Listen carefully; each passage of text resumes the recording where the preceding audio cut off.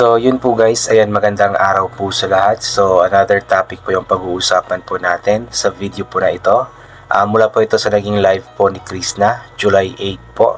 Kung saan nga po is nabanggit nga po niya doon na sana or wish nga daw po sana niya na matapos po ang kanyang ipinapagawang farmhouse po bago nga po siya mag-birthday. Kasi nga po para doon daw po siya mag-celebrate nga po ng kanyang birthday. Kasi di ba isisimulan na nga po yung farmhouse ni Krishna, namili na po siya ng mga materialis nga po na worth 127k or mahigit po yata since may mga kulang pa po doon sa pinamili po nila. Then nagpakyaw po sila ng mga gagawa ng 140,000 po yata yung nabanggit po ng tito po niya. So yun nga po, tuloy na nga po yung farmhouse na pinapangarap nga po ni Krishna. So para sa atin sobrang nakakatuwa po kasi isa sa mga pangarap nga po ni Krishna ang matutupad na nga po. At yun nga po ang gusto ni Krishna na sana is matapos nga po ito bago ang kanyang birthday, so August 26. Kumbaga para sa akin is isa itong napakalaking regalo ni Krishna para sa kanyang sarili, para sa kanyang ika-22nd birthday nga po. At di ko sure kung makapag-celebrate si Krishna kasi nga po nabanggit po niya na baka wala na lamang daw pong celebration ng kanyang birthday kasi nga po naubos na daw po ang kanyang pera para sa kanyang pagpapagawa ng farmhouse. Sa katunayan is parang nagkautang pa yata daw po siya kasi hindi daw po niya in-expect na ganito daw po pala kamahal magpagawa ng bahay or farmhouse.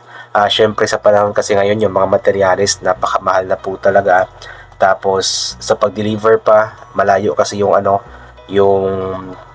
kanilang lugar. I believe 10k po yung pakyaw po nila sa nag-deliver, tapos nagpaghahakot pa papunta dun sa kanyang lupa. So medyo malaki-laki yung nagasto nga po ni Chris na kaya medyo na-stress siya nung nakaraan. Pero yun nga, hindi naman po siya pinabayaan ng Panginoon kasi nga po kumbaga binigyan siya ng Panginoon ng pagkakataon na makahanap ng paraan para nga po na matuloy talaga itong kanyang ipinapagawang farmhouse. At itong picture na ginawa ko po for thumbnail is from AI po ito, so hindi po ito yung actual na farmhouse ni Chris na at kumbaga sample lamang po ito kasi sabi nga po niya, di ba, na sa farmhouse daw po niya, gusto niya sa paligid daw po nito is may mga bulaklak, may mga gulay, may mga hayop, ganoon po. Kaya yun po yung sinabi ko kay AI na ganoon po ang gawin po niya. So yun, kaabang-abang lang po yung magiging farmhouse nga po ni Krishna.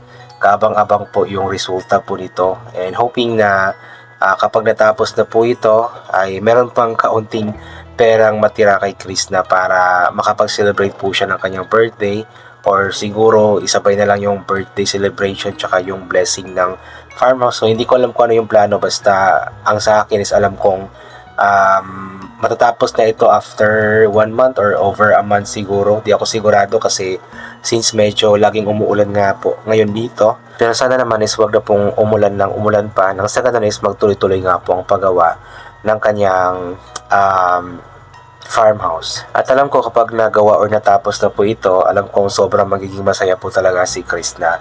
Although sa ngayon po is medyo nagsa-struggle po siya sa mga gastusin po. At syempre, sino ba namang hindi mag-struggle, di ba? Mahal po talaga yung mga materialis po ngayon. Pero yun nga, alam ko naman na pag natapos na ito, nakita na ni Krista yung resulta ng kanyang ipinapagawa. Kumbaga yung napipicture out po niya ngayon ba at makita na po niya ito personally, alam ko na sobra po siyang matutuwa at alam kong kahit pa paano is makakabawas po ito sa stress po na kanyang nararamdaman. Especially, sabi nga po niya na may terrace daw po. Gusto niya may terrace para makita daw po niya ang paligid na puno ng hayop, mga halaman, ganoon, di ba? So, kaabang-abang po, abangan po natin. At ikino-congratulate po natin si Krista in advance dahil nga po sa plano po niya na ito. At talagang nakaka-proud po siya kasi nga po yung perang pinaghirapan po niya sa kanyang pag-vlog is talagang ginamit po niya sa tama at hindi po niya ito winaldas ng winaldas sa kung saan saang mga bagay. Talagang ginamit po niya ito, yung pag-aalaga po niya ng mga hayop, yung mga pananim po niya, di ba nag-start na rin po siyang magtanim. Then ito nga po yung pag-start nga po ng kanyang farmhouse. So kaabang-abang po at kumbaga matatawag po natin si Chris na role model po sa mga kabataan po ngayon na kapag may pera, mag-ipon, gamitin sa tama at hindi waldas dito, waldas doon. At kumbaga nasasayang lamang yung pera na pinaghirapan po nila, di ba? And alam kong mas lalong magsisipag si Krishna dahil nga po sa di ba, sa farmhouse po niya, so kailangan pa ng mga gastusin, nagkautang pa daw siya. So sabi po niya na talagang sisikapin daw po niya na magsipag sa pag-vlog at wala daw po siyang magagawa kasi nga po kailangan na kailangan po talaga. At nagpapasalamat rin po tayo sa mga nagpapakulay sa kanyang mga live kasi nakakatulong rin ito sa kanyang mga gastusin nga po, especially sa pagpapagawa nga po niya ng kanyang farmhouse. So ito, babasahin po natin yung ilan po sa mga komento.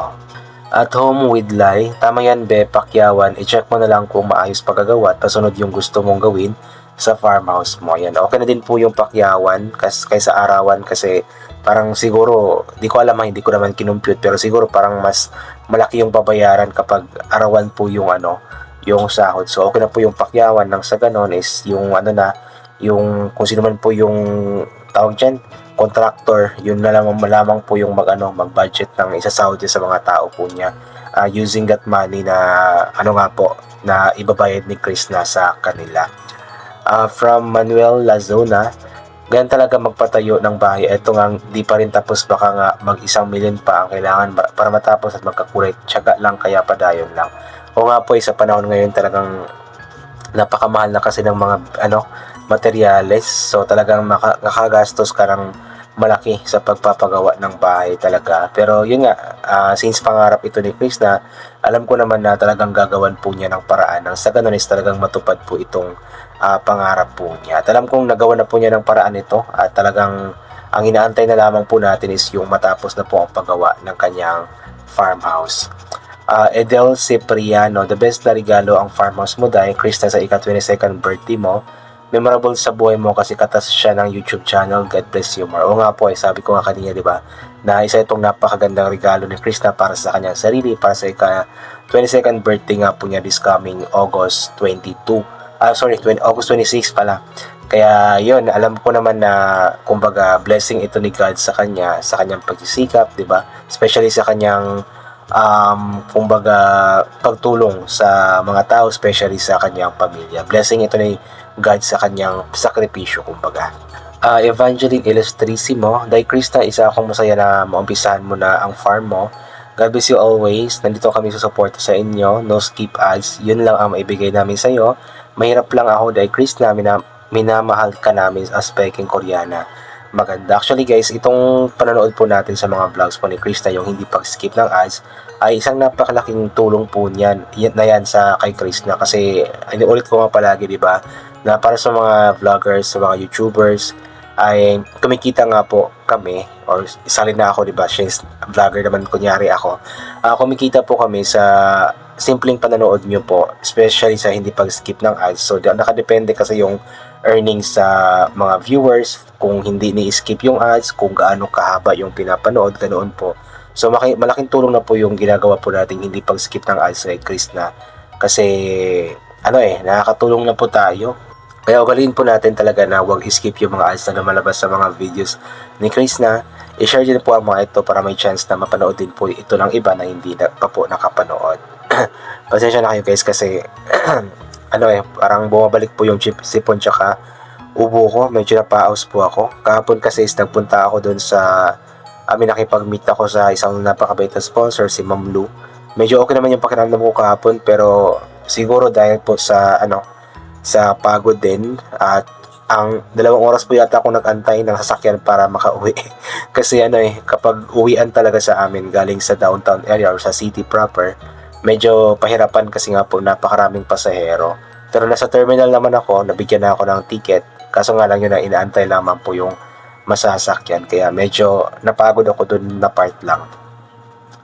Pero nag-enjoy naman ako ng sobra sa pagkikita po namin ni Ma'am Lu at ng kanyang pamilya kasi napakabait po nila.